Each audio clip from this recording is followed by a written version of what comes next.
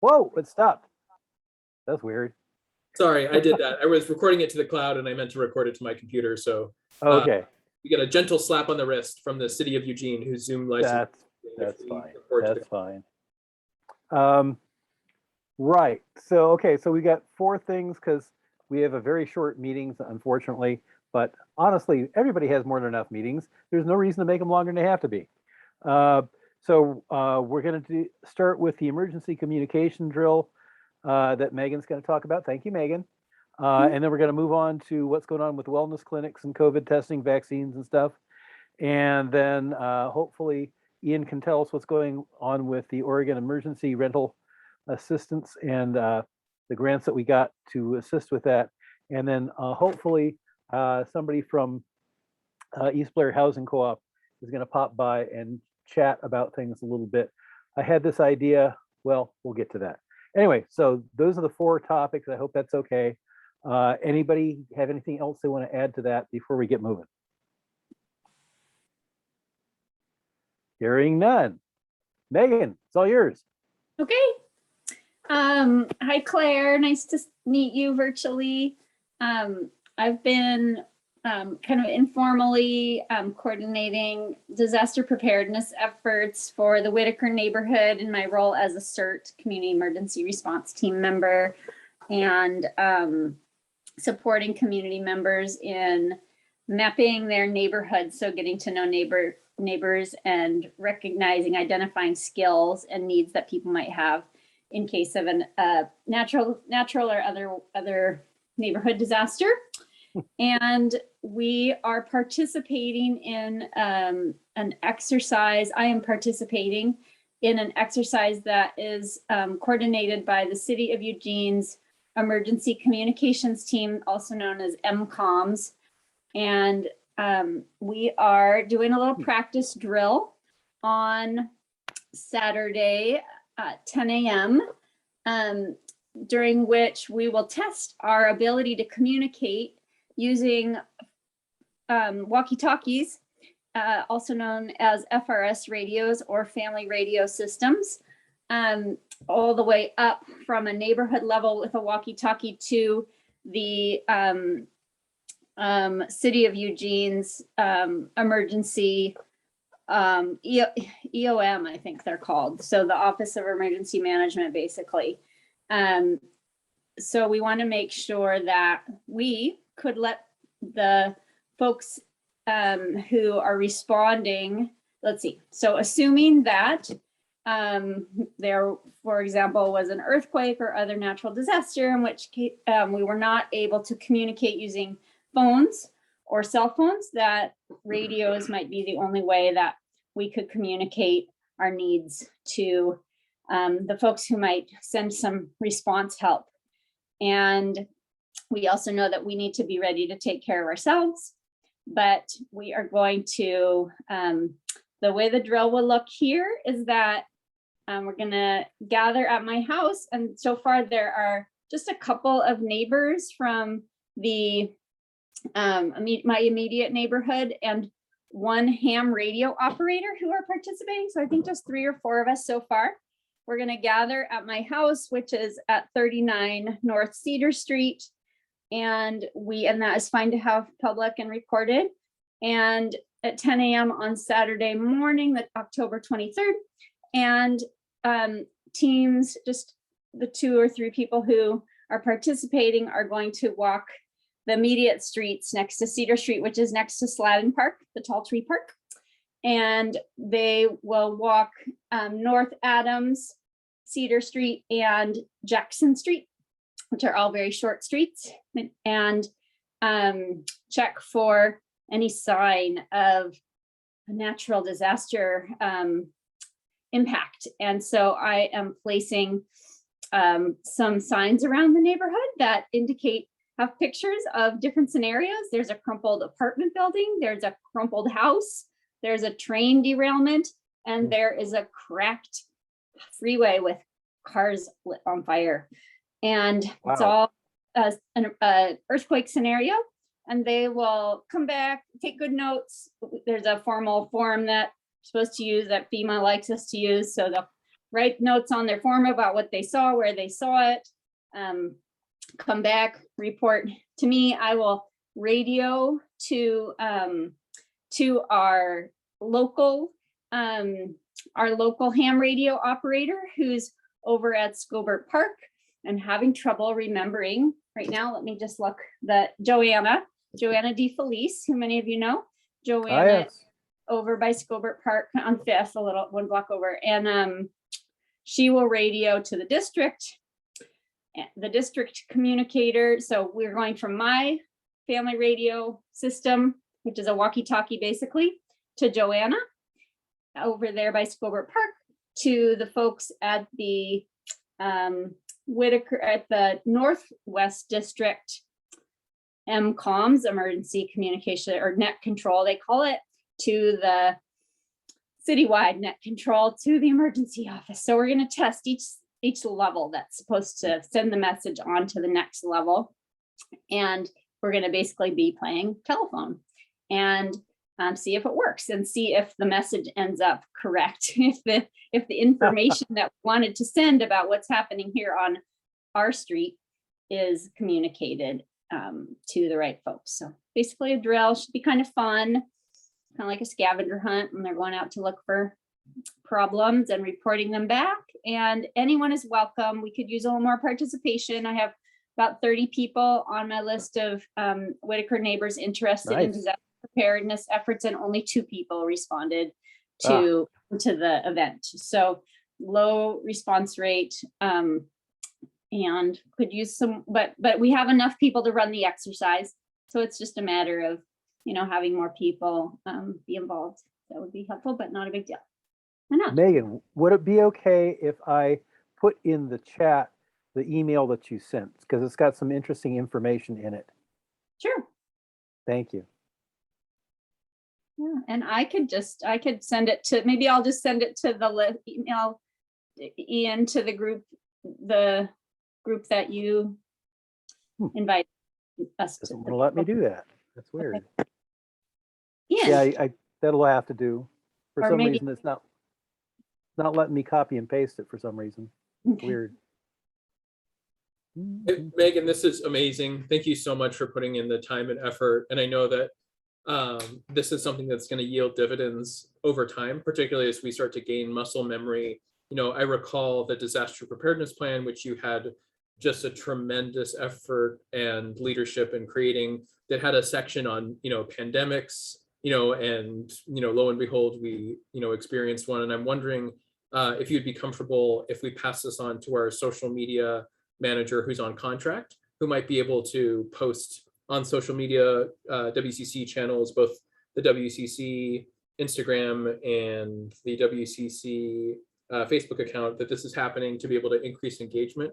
We have a lot more engagement with certain Facebook posts than Instagram posts, but yeah, I just think that this is such a tremendous opportunity for us to be able to engage that I'd hate to miss it. So I'm wondering if you feel comfortable if we pass this on. I think so. The only concern I have is about putting my address on social media. So I think what I will probably do is just say, message me for more information. And if someone did message me, so I'll do a little blurb. And do you want to directly connect me with the social media poster, or do you want me to send it to you and have you do that? I think what I'll do is I'll connect you to Doriandra Smith, who's the WCC program coordinator. So she's our FTE who manages our contractors. And if you just want to send a quick note of the correct language that you would like to be shared with the amended address language, you just want to send that to whitakercommunitycouncil@gmail.com. I'll pass that in turn to Doriandra. If this sounds good to Claire and Thea, if you think that's a good, yeah, get a thumbs up, then we'll pass along those ways. But yeah, it's just such an amazing opportunity for folks to engage, and really appreciate you putting in the elbow grease, Megan. I mean, these type of things I know really create resilient networks, especially with the ham radio integration, because I think that, I rely on not just my cell phone, but on social media networks. And, during a Cascadia earthquake event or a really bad smoke event, or, fill in the blank, we are going to have to rely on different communication channels to be able to connect with one another. Yeah, great. And I remember, Ian, a while ago, you kind of looking into some examples of what other neighborhoods were practicing. And I finally get to see what it really looks like, and I'm learning more about what it really looks like, what all these words mean. Net control and EOC and whatever. Anyway, it's kind of fun to be involved. Yeah. And important, I think. Is there any place, Megan, that you would suggest that people could get other background information about how this stuff all works? Yes, I am really happy to educate, to chat with people individually. I'm having one person, for example, who's just interested and hasn't done anything yet, and just is going to show up, and we're gonna kind of chat while some of the radio communications are happening. So we're using it as just kind of a getting to know the system. So I'm happy to be that person. I love talking with people about this stuff. And I don't know, maybe I can also just put something, maybe I'll just put something in that post, that Facebook post that just says, if you'd like more information about this event or disaster preparedness in general, Right. contact. Great, thank you. Okay, that's Hi, it. hi, Thea. I can see you in the corner. Oh, I see. Okay, cool. I'm trying to chew quietly. I respect that. Thank you. Well, Megan, that's great. I'm so happy that you're still doing this. I hope we can get some more people out there for you. I am doing Occupy Medical that Saturday, so unfortunately I cannot be there because I will be doing wound care. As though somebody were having a disaster. Funny about that. Yeah. But there you go. So thank you for getting to us, and we will make sure we get everything out as much as we can and encourage people to be involved, because it is really incredibly important. There's no way to tell when the stuff is going to happen, so people tend to let it slip. But it's really important that people like you and the others are out there to help kind of prod us in the right direction, and I really do appreciate it. Thank you very much. Yeah, thanks. Okay, I'll probably stay on just to hear, because I'm Sure. monitoring and I'm curious to hear a little bit about By what's all been means, please do. I mean, I'd love to have you as much as you're willing to devote what time that you can. That's great. So any other questions for Megan before we move on? 1, 2, 3. Okay. Wellness clinics and COVID testing and all that kind of stuff. So my understanding is we're moving. We definitely not going to be where we were. Are we definitely moving over to that new place? And what is the name of that, Ian? Yeah, so the hybrid lounge is Right. generously offered to work with us for the 29th. And then Doriandra, per our board direction, is looking for a new home for our wellness clinics, which is going to be clean and inviting for the community, and going to be able to host the other service providers so we can co-locate services. And right now we're looking at opportunities. I think Thea has her hand up too, Anand. Yay. Hi, Thea. I have information about possible locations for other clinics. Yay. Do you guys want to hear it? Sure. Okay, so I reached out to Whitaker Head Start, Plain County, and they're like, we don't want anybody in our building till January at the earliest. That was it. Wow. I'm still being persistent, because I still want to have a conversation about the space that has been the Whitaker Community Center forever and ever. But she basically left me a phone message and said that they're using that for storage right now. But I'm going to have a little more conversation. So Doriandra and I talked, and I thought about possible places. And one was talking to Nikos, because they have lots of extra buildings in the neighborhood. And then the other was the Mission, because the Mission has lots of extra buildings.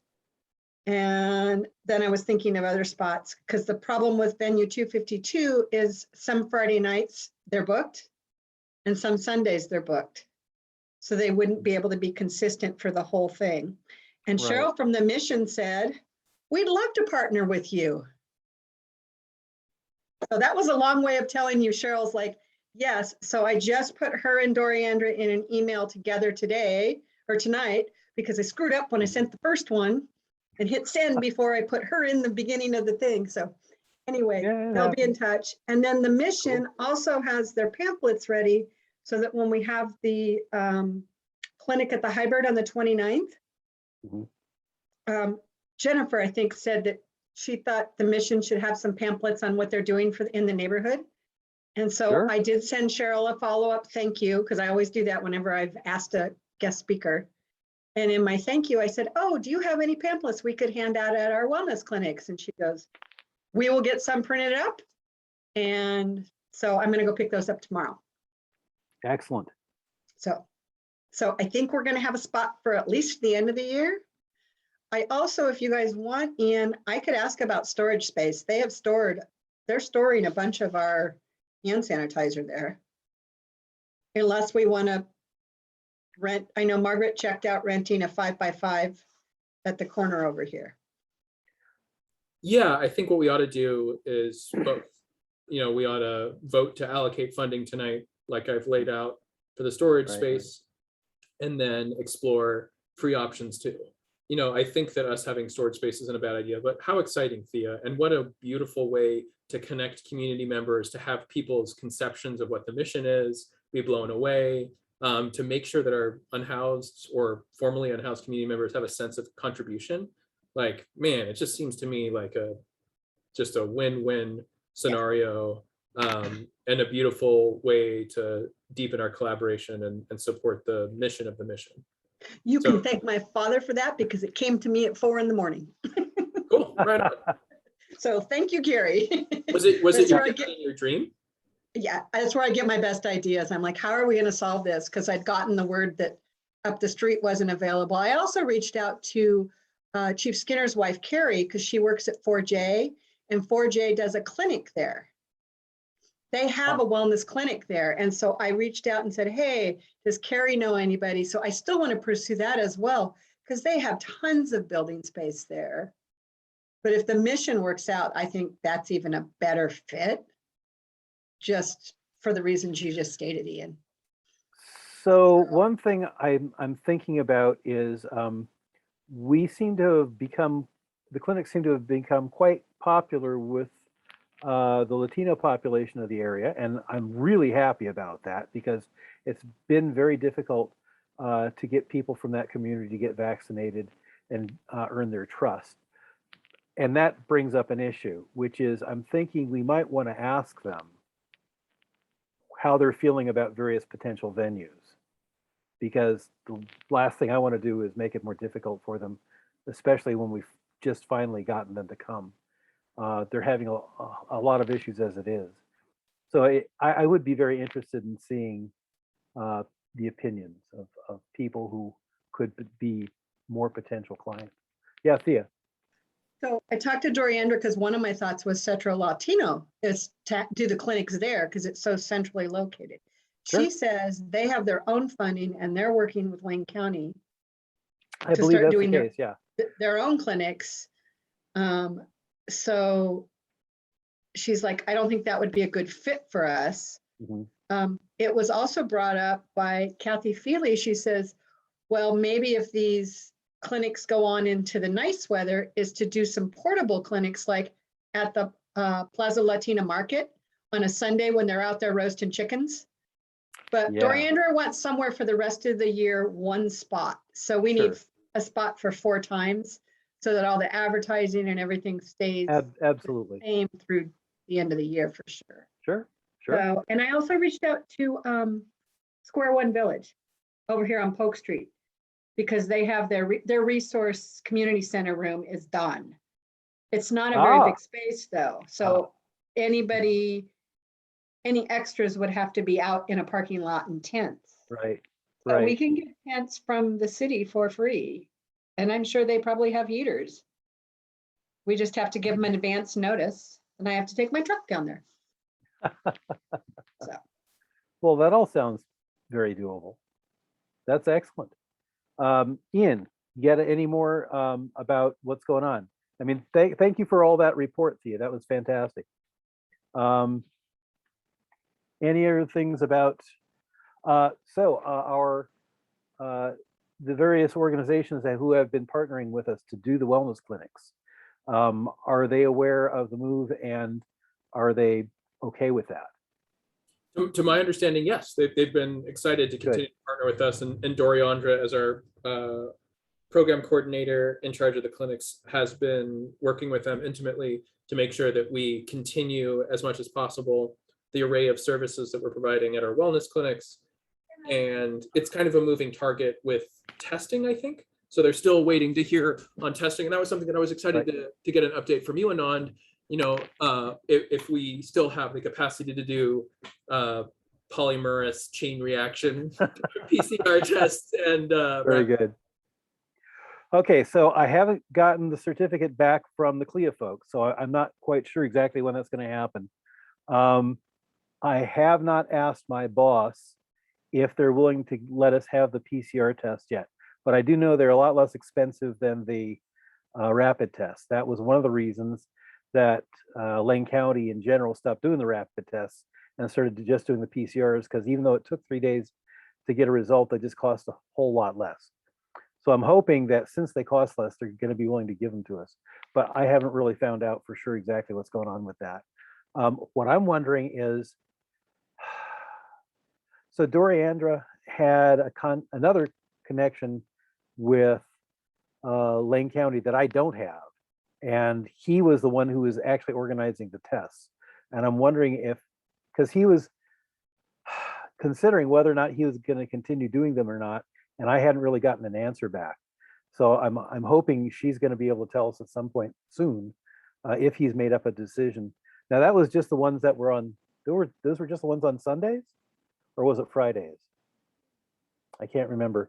But I think it was Whitebird was doing ones on one of the days. I'm sorry, my cats are being a little bit odd because cats do that. I actually have who's coming. Let me pull it up on my phone. Just a minute, good. because she sent Thank it to you. me. Excellent.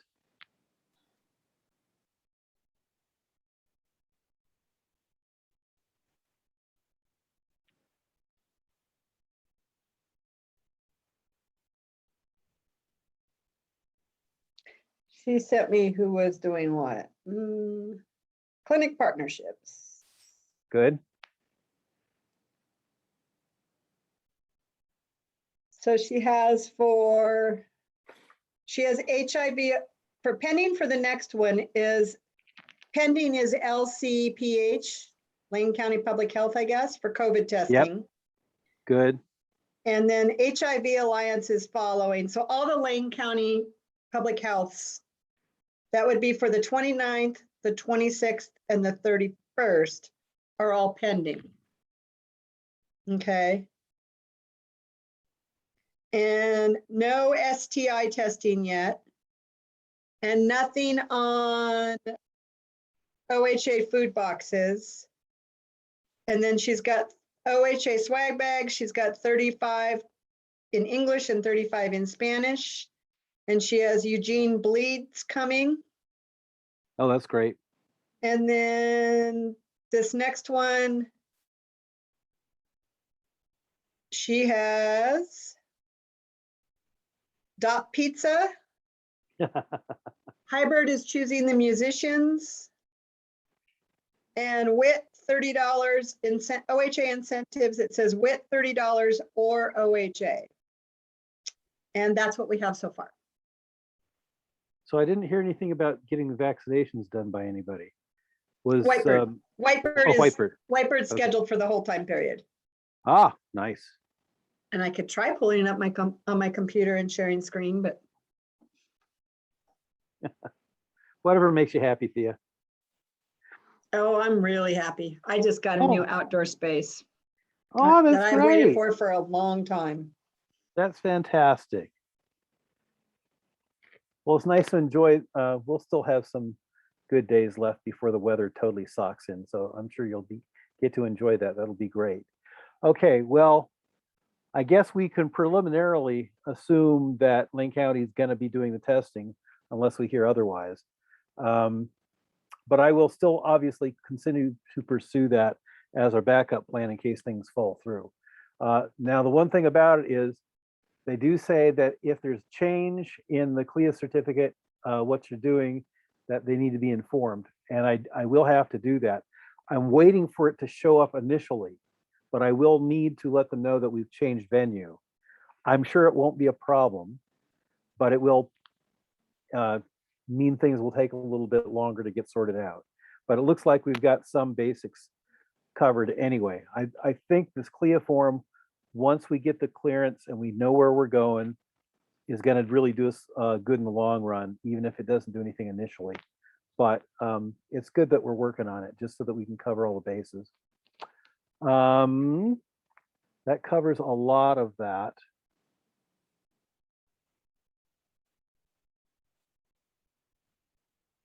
What is it the HIV Alliance is actually doing?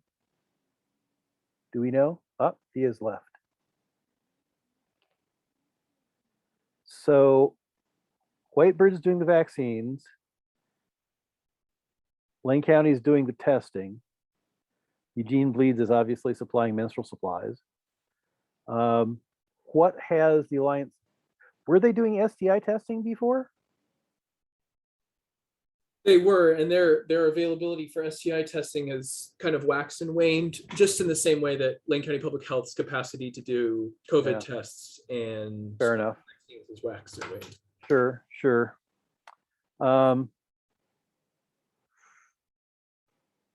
There are rapid tests for HIV and syphilis.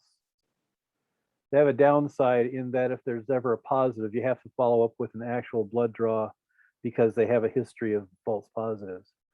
I don't know about any rapid tests for chlamydia and gonorrhea. Those are usually sent off to a lab.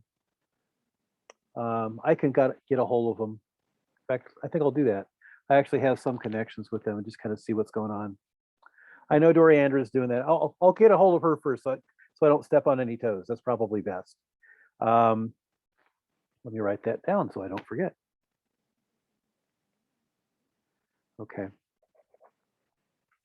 Okay, so that's 2 Fridays from now, right? What's our time range from? Is it more earlier in the day? Anybody? So for the clinics, we're still doing 1 to 4 on Sundays and 5 to 8 on Fridays. 5 to 8 on Fridays. Okay. 4 on Sundays. Okay. I think Doriandra at one time was talking about possibly changing the time because getting dark so late, but I don't know if that's happened. Do we have posters or other informational things up about the clinic yet, or are we still trying to make sure that we've got all the information straight before we do that? I don't, for the life of me, know at the moment. I know that we're orienting ourselves towards printing new posters. I'm fairly certain. Okay. I was going to say there's new posters being printed, but she's only doing them for the 29th clinic because she wants one place for the rest of them. Right. Okay, so there are posters being printed up for the 29th. Okay, very good. Yes. And in English and in Spanish. Oh, that's great. I'm pretty sure that's what she told me. I could double check with her. Oh, I certainly hope so. I'm sure she would. I mean, we got such a great response that other time. Okay. I think that covers pretty much everything as far as that goes. Anybody else want to bring up any? I think she also was hoping people would wear costumes on the Oh yeah, that'd be 29th. great. Because yes, just before Halloween, that'd be cool.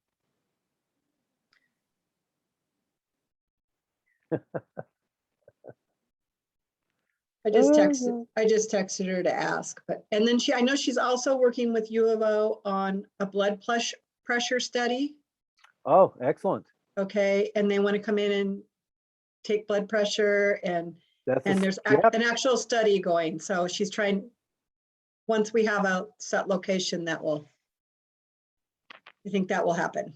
That would be great. It would be awesome. Yeah, absolutely. I mean, that's standard clinic stuff. And doing a study on top of that is fantastic. Okay.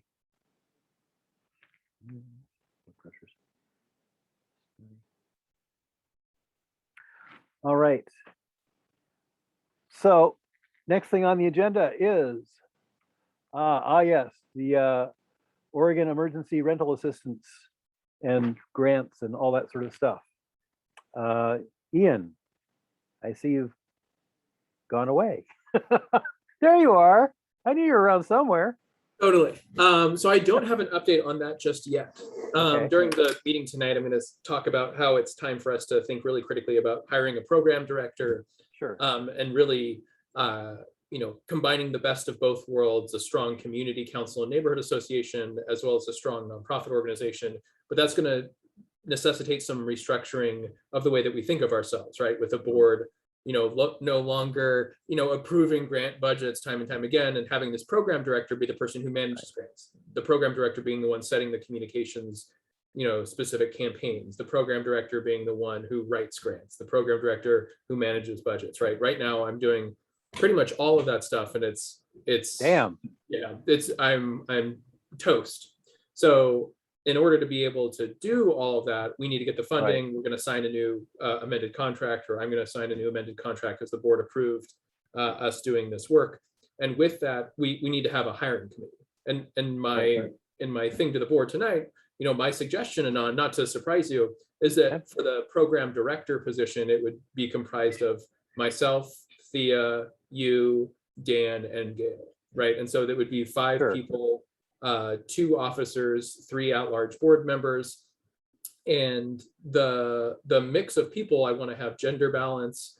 I want to be able to have a mix of experience who've served on boards of directors before. Gail used to serve as the president of a nonprofit bank, co-op bank that was here in the wow, cool years. And between you and Dan, I mean, you have like 50 years of life in the Whitaker, and then Thea as well, brings that up to, pretty much 80. So I want to be able to make sure that we hire a good program director, and then empower the program director to be able to hire people on their own, right? And so just to give you a sense of, how are we going to make this happen, I'll give you kind of a taste of what I'm going to be presenting tonight.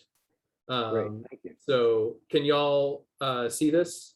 It should be, it should say 6 month review, current staff structure. So this is what things are like right now, right? So if you start at the bottom, the program coordinator, their job, Doriandra's job, is public health and safety as well as art, right?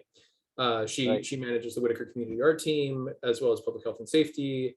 She couldn't make it here tonight, Anon, but she would be here if she could make it. So that would be nice. Yeah, she reports to me as the WCC chair. I report to the board, and then the board, of course, reports to Whitaker community members.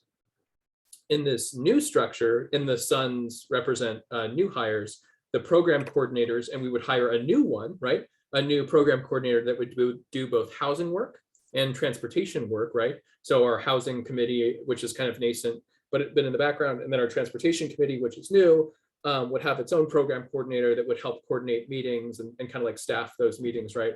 And both of the program coordinators would report to the program director. So notice here that I don't manage anyone anymore.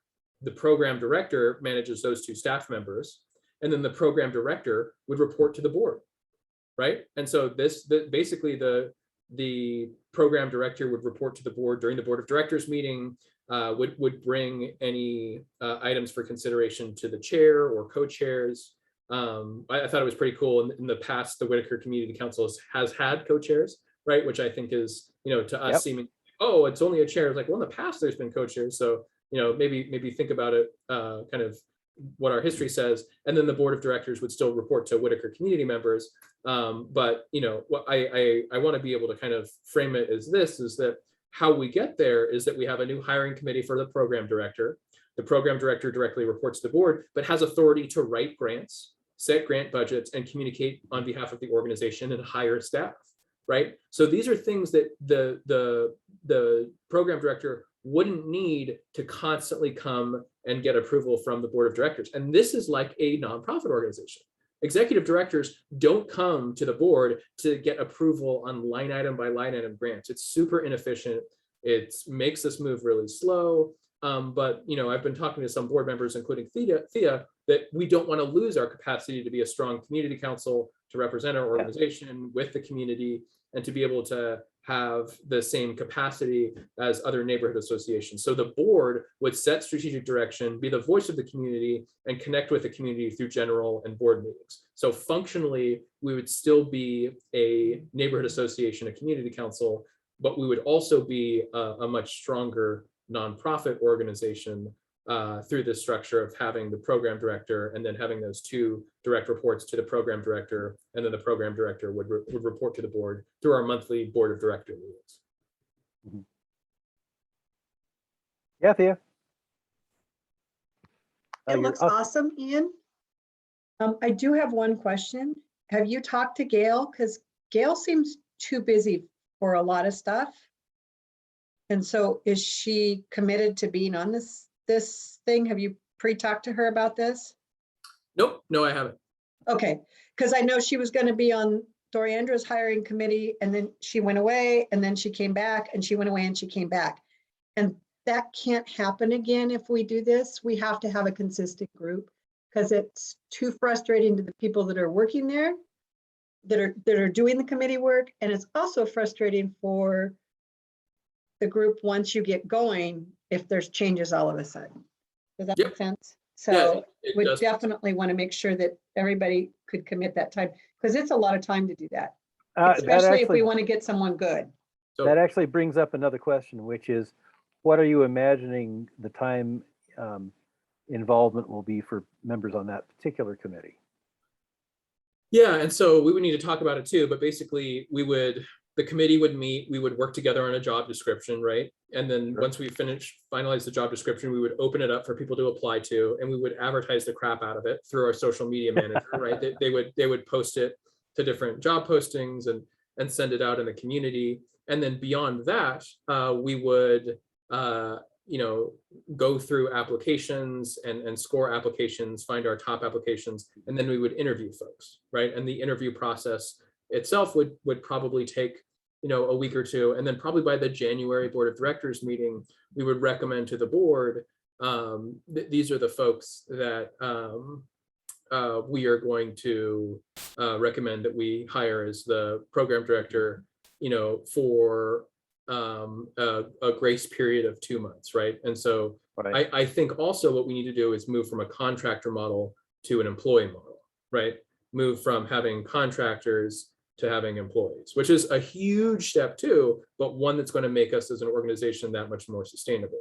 Because right now we're operating, on this kind of cycle, which feels a bit like a treadmill. And in order to make things more sustainable, we need to be able to have a lot more functional structure, which would cost more, right? But it would also allow us to move a lot more slower and deliberately, and have like a lot more stability too. So with the grant funding that we've received for the emergency rental assistance, we can certainly hire the program coordinator for the housing, as well as the program director. And then with the new grant funding that's coming on the horizon for public health work, I think we can retain Doriandra as a employee. So that's kind of my vision. And truly, I know it's going to be scary, and it's going to be probably like activating for some board members, right? It's like, what do you mean? I wouldn't be voting on all this stuff. But I think what people don't see is like the 20 to 40 hours a week that I have spent over the past like year and a half to basically be the program director of the WCC. So let me get this right. Are you proposing that you do something that actually allows you to get sleep? Yeah, because I'm not sure about that. Yeah. No, it's totally, that's my jam. Is I want to remove myself. Okay, I'm sorry. Go ahead, Thea. So my question is, could we allow Doriandra to apply for a program director position? Because I think she would have the potential to do that. if she has grant writing experience, if she's got any grant writing, which I don't think she has the grant writing, but she's good at a lot of balls in the area. And She is, so- but unfortunately, the experience that we need for grant budgeting, grant writing, she doesn't have, and it's too much of a risk for us to move up Doriandra to the program director position. I feel. I think that we could encourage her to apply, but what we really need is someone with some pretty substantive grant writing experience and grant management experience, because we've got a lot of grants. Like right now, we've got 3 grants, 2 of which, and well, now we have 4 grants, right? 2 of which end at the end of December, right? One that ends in June, and then another one that ends in June of 2023. So for someone who's new to the game of grants, being like, oh, and here's 4 grants to manage, seems like, yeah, a super high. Like I have 10 years of grant management experience, and even this is like a lot for me. So, you know, my counsel would be, we should find someone with pretty substantive grant management experience, supervisory experience, budget management experience. And yeah, that to me doesn't sound like Doriandra. I think she's fantastic, but my recommendation is that we open up applications so that Doriandra could apply. But I think the person that we're looking for is someone who is, yeah, has supervisory experience in a nonprofit organization, probably in an existing nonprofit organization, and we're poaching them to us, or they're retired and they want to work with us. I was just going to say, the kind of person that you're describing, like, sounds like they already have a job and have been there for 5 to 20 years. And so my concern, you know, and I know this is my first time attending any of these meetings, but my concern would be the difficulty of poaching and the possibility that that would be more of a headache, you know, to find someone that like is really, really perfect, rather than to give the opportunity to someone to grow into what we're looking for. And I know that that's a lot to ask when we have grants on the line. You know, that being said, I feel like there are grant classes that if, you know, we, I don't know, found like an online grant writing class that maybe could work in a pinch if we do find ourselves not able to find someone who's poachable or is living up to our wildest dreams and expectations, then a grant writing class for Doriandra or anyone who is interested but may not have experience could be another avenue. And I certainly won't say no. And if that's how the steering committee, if that's how the board feels, or if that's how the hiring committee feels, then you know, I feel that could be an option that we take. I'm telling you right now, as a guy who's, you know, written $1 million worth of grants over 10 years and managed them, it's really, really hard. I could not have learned this in a grant writing class, and I've not taken any grant writing classes because they don't teach you the stuff that you need to know. And grants are so varied and so vast that I would worry that someone who's new to the game would get so overwhelmed. And conversely, we're asking them to manage these grants while at the same time Doriandra wouldn't be hiring 1 more person, but 2. It's a ton to bring on. But again, if that's how the board feels and the hiring committee feels, we can certainly do that. Because remember, if Doriandra moves into the program director position, now she's doing the program director position and she's still managing our clinics, which is a full-time job. So there's a lot to take into consideration. I think that we can find someone. I really do. And I think that who we find is not going to be the perfect person, because right now is a tough time to hire. And they might only have like a couple of years of grant writing and grant management and budget management and supervisory experience. But I think that we're probably going to be better off having Doriandra as the program coordinator, while at the same time giving her opportunities to grow, right? Like if she wants to take grant writing classes, we should afford her the capacity to take them. If she wants to dip her toe into grant management, I think we should lean into that too. Just a second, Thea. That's exactly where I was going to go with this. Is grants are going to become such a huge portion of what we're doing. Getting anybody who wants to the opportunity to learn more about how it's done would be great. But I think it would be also really important that the person who's managing it has the most experience to start with, and may also help to educate anybody who wants to come along with. We can't really assume that any everybody that we hire is going to stay with us indefinitely.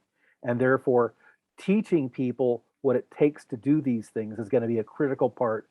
Hell, I do that in nursing all the time. I was just training somebody else from from LCC today. They're constantly having people come in for me to teach. So it's just part of what you do as a professional is try to teach other people to come along behind you. So I actually agree with both of you, and that's all I got to say. Thea, you had your hand raised. So, yeah, I just wanted to say if she all of a sudden got that interest, I didn't want to say, oh, no, you can't do that. That was basically my question, Right. because we did have somebody that we interviewed that had a lot of experience. That I don't know whether she'd be interested. We'll just have to be really, really clear in our job description. Yep. Indeed. Well, Ian, that's a lot on the plate, but very important. And thank you, because here you are doing exactly what we were just talking about is, you're trying to find somebody who can do it stuff so that you can actually, have a life. My God. And I do actually really appreciate that you're going to this much effort to making sure that we can continue doing what we need to do for the community while you can actually not die for a while, which would be my preference. Totally. Really. And also, like, I could do a better job of the community council part of it. Sure. Right? Because I think Absolutely. we could do an even better job of making sure that the community feels heard, that we have ways to interface with them. And so, Yeah. I promoting our meetings, reaching out to elected officials, building relationships with city staff, and we already do that super well. Claire, Andrew, Dan with folks in transportation, you with folks in public health, Thea with Yep. folks in public safety, other nonprofit partners and organizations. It's not like it's not like we're not already doing that. It's just for me, having to wear the program director hat Right. is super taxing. And I also want to be able to set up the organization for success if we all are replaced in April. And that's something that I'm going to talk to the board that about happens. too. Right. Is like, if we all get replaced in April, it's not a bad thing. It means that the neighborhood is excited to choose someone different and take the organization in a different direction too. And I think what we ought to do is respect that and be able to set up the organization for success. And I think that we've already done that in a big way. So kind of my talk tonight is like, where have we been, where we are, and where we're going, right? Because we've been in this for 6 months. As crazy as it sounds, we've been together as a board for 6 months, and we have 6 more months to go, right? And so we've done some tremendous things together. I mean, vaccinated hundreds, brought tens of thousands of dollars to local businesses, tested hundreds, dozens of gallons of hand sanitizer, art projects, cat pictures, Yeah, don't leave those out. Yeah, totally. So I think we've done a stellar job, and we've grown a lot together as a board. What I really want to be able to do is make sure that future boards are just as productive and successful. Right. Absolutely. And thank you for that. Okay, any more about the emergency rental assistance? Obviously, we can't really talk about it that much until we get this other structural stuff out of the way. Okay, housing co-ops. Why am I bringing up housing co-ops? Well, the reason I'm bringing up housing co-ops is we have two distinct, separate housing crises. One is a ton of people who don't have any housing. We're seeing that every day. But the other thing is, and it's been exacerbated by the pandemic, people getting chucked on the street because they don't own their housing, they can't pay the rent. So what's the alternative to that? Well, housing co-ops are not by themselves the alternative, but they're one portion of something that could possibly be helpful, because you can turn any housing situation into a cooperative housing situation, whether that's a cluster of houses very similar to the East Blair Housing Co-op, whether that's apartment buildings, whether it's manufactured housing, or whether it's tiny homes. You can use the structure of a cooperative housing in anything, and it does bring down the price. And that's kind of where I'm heading with this, is not only is it really better similar to the way that being an employee is better than being what was it you were saying earlier, Ian, about instead of being contractor, you're being an employer and an employee. Similar to that. I mean, it's it allows, it costs less, allows you to have more control over things if people are in the right point of view. Now, I did bring up, and I posted up on the board director's site, the history of East Blair Housing Co-op. So there's a little bit of information there. I guess the person who was trying to join us today wasn't able to do that, and that's too bad. But I'm sure we'll have some other opportunities to find out what the real ins and outs of one that actually really happened are, and lessons we might be able to learn from that. But I do encourage people to look at the history for what it's worth. It did involve a whole lot of people and a whole lot of different groups all working together, not, NEDCO, the city, block grants. There was a lot going on. This WCC set up several different groups doing research, doing surveys, having organizations that actually advised how to set up the co-op. So I'm not saying it would be a simple thing to do. What I'm saying is, if we want to protect our community and prevent more people who own the property here but don't live in the area from wrecking our community, housing co-ops may be a portion of a way to help with that. And I think it's something we need to look some more into. I'm sorry I don't have more information right at the moment, but it's something I actually am going to pursue, because I think it's a piece. It's a piece of what needs to happen. So I really don't have a lot more to say about that, other than the fact that I think the WCC did it before, and it's about time we looked into it again, because we have the same problem then, now that we did then, if not even worse. The price of housing is not going down. It just doesn't. And if we don't find ways for our community to take control of that, then they will take control of us. And I don't really find that a good alternative. Thea, you were saying something? Well, my fantasy is, at first I'd have to play the lottery. But if I won the lottery, which I did buy a ticket the last one, I still haven't checked it, is that lot, that's the parking lot that the sisters own, is that get turned into another tiny housing. And I've thought about, there's got to be grants out there, but once again, it takes someone to manage it. But I'm sure there's grant funding for doing something like that. So that's my fantasy. Hey, Angie. Hey, Miss Angie, how are you? So yes, it would absolutely involve grant funding for sure. That might not be the only method, but the structure that Ian was saying earlier may end up folding into some of that. I could see how that we could, if a person's going to be working on housing, that's a portion of it. So we'll have to kind of see where that goes. But I think you're absolutely right, Thea. It's going to involve grant funding for sure, and we'll there's just so many details. We'll have to start looking into the history so we don't reinvent more than we have to. Try to talk to people who actually have real information about how it's done. End up doing at least some surveys to find out what it is people are interested or at least willing to do. Because if we don't have the community behind us, we can't do it. And then start doing the research on, where the grant funding might be able to be used, and ways that could possibly be expanded. But yeah, there's a whole lot going on. And I think at this point, Ian's idea of improving the structure so that it becomes more of a nonprofit, at least that section of it, is going to be really important. So at this point, I think that's probably where the focus needs to be. But I'm going to be doing some stuff in the background to try to get more information that might be useful a little bit later. And if anybody wants to help me with that, I won't say no.